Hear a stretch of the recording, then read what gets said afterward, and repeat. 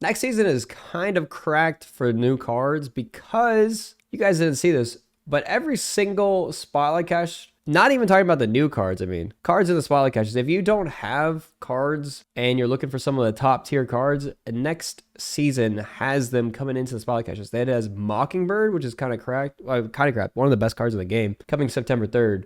Then it has Alioth coming September 10th. Then it has Sage coming September 17th. And then it's got Skaar and White Widow coming September 24th. And that's like not even... There's also US Agent, Silk, Miss Marvel as like backups.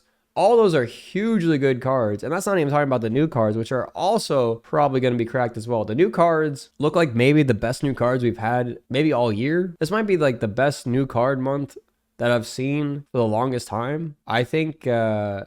every single one of these cards are cards that like I want to pick up and experiment with because they're kind of cracked. First up, the season pass card, Symbiote Spider-Man, which is a 4/6 activate, new ability, activate. If you guys don't know, activate, it has to be on your board. Then you hold down on it after, so it has to be the turn after you play it. You hold it down and then it activates the ability, similar to like it would just like do an on reveal kind of type thing, but later, you know, so you don't have to do it on the reveal. So merge your lowest cost card here with this, copy its text like it just revealed. So that means that you get to double activate some cards, so you can do some crazy combos with on reveal stuff, it looks like. You could also do some absolutely insane stuff like merge this with Galactus on the final turn. I think you can play Galactus out and then activate, right? And then it'll merge with Galactus. And so it'll be 11 power Galactus. Even if you buff this before, your Galactus is just going to be huge and it'll go off again. But you can just like buff Symbiote Spider-Man and then merge it with the Galactus. Honestly, there are going to be so many different play lines because you can merge this with like so many different cards. It doesn't even matter that it's like you have to play around the Galactus and you have to play around all the other stuff. Like, even if you just merge this with, like, a White Tiger or something, or you merge it with, I don't know, just, like, any other card, it's just going to be, like, any on-reveal card just gets double the value, and it's a 4/6. It seems pretty good, just, like, a 4/6 White Tiger. Because you play White Tiger, you merge it, White Tiger goes off again. Like, that's just, like, good value, you know? There's a lot of stuff that you can do with this. I think this card is going to be cracked, and it's the Season Pass card, which makes it accessible to everyone. Yeah, it's just better Grandmaster. Show the variants. Holy, look at this variant. This variant looks sick. Obviously, they showed some of these off in the video. But yeah, that card I think is going to be cracked. And then the first week coming out with the Season Pass is Silver Sable, which is on reveal, steal 2 power from the top card of your opponent's deck. So essentially, this is a 1/5. 1/5 seems to be the new stats for 1-drops because a lot of the cards now, like Hydra Bob, Martyr, Titania, you know, like everything's a 1/5 nowadays. They got so many 1/5s. So Silver Sable is stealing 2, becoming a 1/3 itself, and then -2 on the other card. I think that this is just like a really solid card, right? Like you just have a 1/5, and then if you bounce this, so you get even more value. It seems pretty cracked, I would say. Like a very good bounce card, like a better Rocket Raccoon. Like it's like more reliable, and it gets the same amount of power, you know? Better bounce than the Rocket. Even a 1/3 is fine, yeah. 1/3 without downside, yeah. No downside, 1/3. It's technically 1/5 without downside. Like, it's only upside. I feel like this card's going to be absolutely cracked. I don't know how they didn't nerf it slightly, I feel like. It's going to be, yeah, it's a better Celine. And it's got cracked variants as well. It's got Silver Sable, what is it? Artist Nicola. I was trying to look.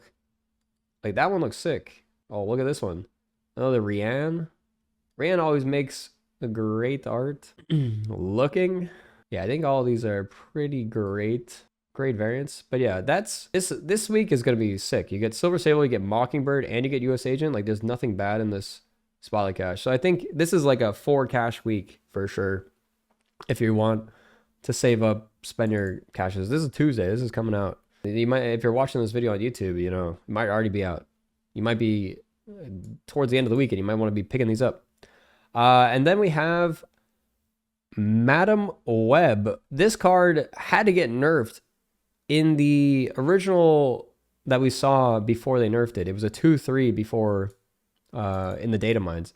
So obviously the card was already cracked, and they're like, it's too cracked. We need to tone down its power. I remember looking at this card for the first time. It's ongoing. You can move one of your other cards away from you each turn. That is absolutely insane with movement cards. Like, anything that gains power from moving, like Human Torch or Vulture. A lot of these cards are just going to be so cracked with Madam Web. And you can even, as they pointed out in the Season Pass video, or in the new season video, they said you could do things like Elsa. You can just like play a Spider-Man 2099 and move that like a Vision. So it's like you play that on turn 5 in the Madam Web lane, and then you just move it like Vision. So you can move it left or right. It doesn't even matter. You move it anywhere you want, and it will just kill a card. Kind of crazy. Yeah, Taskmaster died for this card pretty much is what it seems like, because this card was too good with all this stuff going on. Synergize with Jean Grey too. Yeah, you can literally play this in a Jean Grey lane, and then you can move a card out the other opponent can't. Yeah. Dagger, gonna be crazy with this as well. Because you can move like Dagger into this lane and then move it out of the lane. Like you Iron Fist the card into the Mad One lane, and then you can move it out the next turn. Kind of cracked. Really cracked. And then it comes with Alioth, which is one of the most insane cards right now. Just like every deck seems to be running Alioth.